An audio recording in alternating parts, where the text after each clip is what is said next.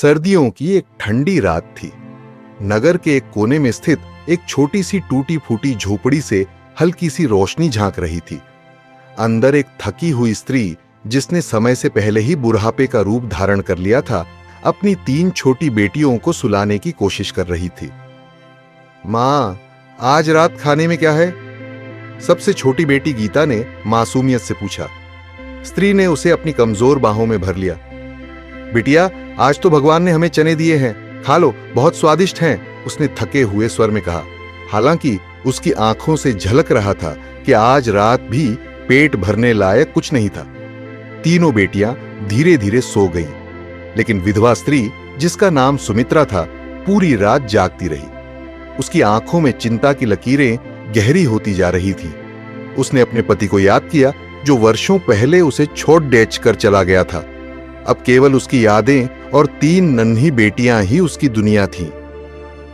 हे भगवान, इन बच्चियों का क्या होगा? मैं कब तक इन्हें सहारा दे पाऊंगी? वह मन ही मन बुदबुदाई। अगली सुबह सुमित्रा की तबीयत अचानक बिगड़ने लगी। उसका शरीर बुखार से तपने लगा, लेकिन डॉक्टर के पास जाने का न तो पैसा था और न ही कोई सहारा। उसकी सबसे बड़ी बेटी रमा ने घबराते हुए कहा, मां, तुम्हें आराम करना चाहिए, मैं बाजार जाकर कुछ काम ढूंढूंगी। सुमित्रा ने उसका हाथ पकड़ लिया। नहीं रमा, तुम लोग घर में ही रहो, बाहर की दुनिया अच्छी नहीं है, मैं संभाल लूंगी, उसने अपनी कमजोर आवाज में कहा। इसी दौरान यमराज के दरबार में एक आदेश जारी हुआ। यमदूत को सुमित्रा की आत्मा लेने के लिए पृथ्वी पर भेजा गया। यमदूत ने सिर झुकाकर आदेश का पालन करने की हामी भरी और धरती पर पहुंचा। जैसे ही वह सुमित्रा के पास पहुंचा, उसने देखा कि वह अचेत पड़ी थी और उसकी तीनों बेटियां उसे घेर कर रो रही थीं। मां, उठो ना, हमें मत छोड़ो, छोटी गीता ने अपनी मां के हाथों को हिलाते हुए कहा। यमदूत यह दृश्य देखकर अवाक रह गया। उसकी आंखों में आंसू आ गए। कैसे मैं इन मासूम बच्चियों को बेसहारा छोड़कर उनकी मां को ले जाऊं, उसने सोचा। कुछ क्षण विचार करने के बाद उसने सुमित्रा की आत्मा लेने से मना कर दिया और यमलोक लौट गया। जब यमदूत यमलोक पहुंचा तो यमराज ने क्रोधित होकर पूछा, तुमने मेरे आदेश का पालन क्यों नहीं किया? यमदूत ने हाथ जोड़कर कहा, हे स्वामी, उन बच्चियों का दर्द देखकर मेरा हृदय द्रवित हो गया। मैं उनकी मां के प्राण नहीं ले सका।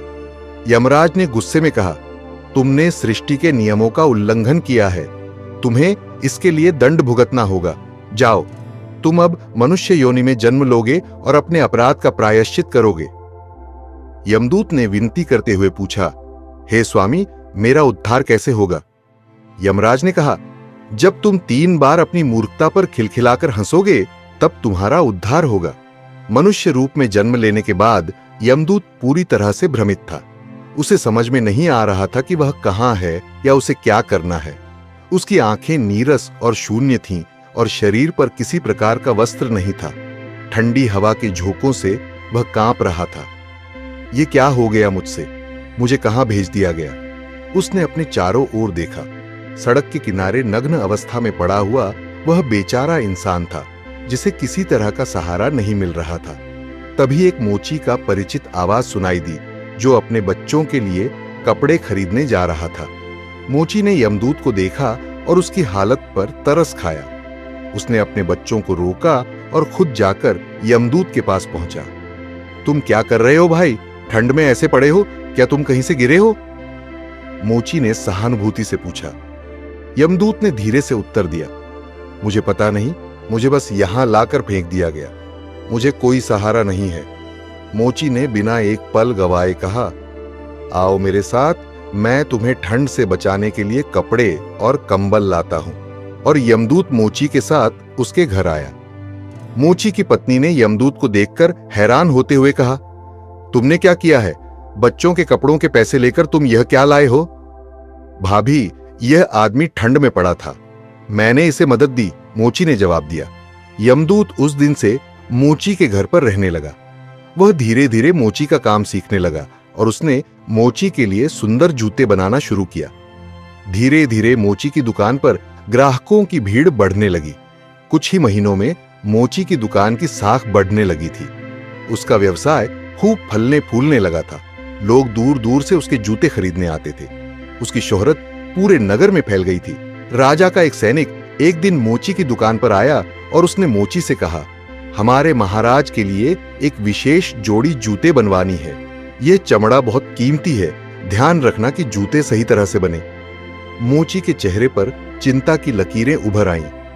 वह यमदूत को देखकर बोला, देखो, यह चमड़ा बहुत महंगा है, तुम इसे खराब मत करना, हमें जूते बनाने हैं, चप्पल नहीं। यमदूत ने ध्यान से उसकी बात सुनी, लेकिन गलती से उसने वही चमड़ा चप्पल के रूप में बना दिया। जब मोची ने चप्पल देखी तो उसकी सांसें अटक गईं। वह गुस्से में बोला, क्या किया तुमने? ये चप्पल बनाई और मैंने तुम्हें जूते बनाने को कहा था। अगर राजा को यह चप्पल मिली तो वह हमें सजा देंगे। यमदूत को हंसी आ गई। वह खिलखिलाकर हंसने लगा। मोची घबराकर बोला, तुम्हें हंसी क्यों आ रही है? अब हमारी हालत क्या होगी? यमदूत मुस्कुराते हुए बोला, तुम देखो, जो होना है वही होगा। कुछ देर बाद सैनिक मोची के पास वापस आया। उसने मोची से कहा, मोची, जो चमड़ा तुम्हें दिया था उसके जूते मत बनाना, बल्कि चप्पल बना देना। हमारे महाराज का देहांत हो गया है और यह प्रथा है कि मृतकों को चमड़े की चप्पल पहनाई जाती है। मोची को इस खबर पर इतनी राहत मिली कि वह यमदूत के पैरों में गिर पड़ा। तुमने मेरी किस्मत बदल दी, भगवान तुम्हारा भला करे। यमदूत ने फिर से हंसते हुए कहा, क्या तुम अब समझे कि मेरी हंसी का कारण क्या था? कुछ महीनों बाद मोची की दुकान पर 3 सुंदर लड़कियां अपनी दादी के साथ आईं। वे अपनी शादी के लिए जूते का नाप लेने आई थीं।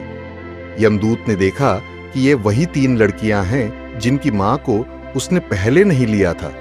अब वे जवान हो चुकी थीं और अच्छे घरों में ब्याह के लिए तैयार थीं। यह वे ही लड़कियां हैं जिनकी मां को मैं ले नहीं पाया था। यमदूत ने अपनी हंसी को रोका और यह सोचने लगा। फिर उसने दादी से पूछा, मां, ये लड़कियां कौन हैं? दादी ने मुस्कुराते हुए कहा, इनकी मां बचपन में ही गुजर गई थी। मुझे इन तीनों को अपनाना पड़ा। मैं गरीब थी, लेकिन इन्हें मैंने अच्छा पढ़ाया लिखाया। अब ये अच्छे घरों में शादी के लिए जा रही है। यमदूत ने हंसते हुए कहा, देखा, जो अच्छा था वह हुआ। यदि उस समय इनकी मां न मरती तो ये तीनों आज यहां न होती। शायद वे कहीं और दुखी होती, और यही परमात्मा की योजना है। ये सुनकर मोची ने कहा, अब मुझे समझ आया, हमें हर घटना को समय के हिसाब से स्वीकार करना चाहिए, क्योंकि बाद में वही हमें समझ में आता है। यमदूत ने फिर से हंसी के साथ कहा, अब तुम समझ गए कि मेरी हंसी का कारण क्या था। हम हमेशा परमात्मा की योजना को नहीं समझ सकते, लेकिन हमें उसकी राह पर चलना चाहिए।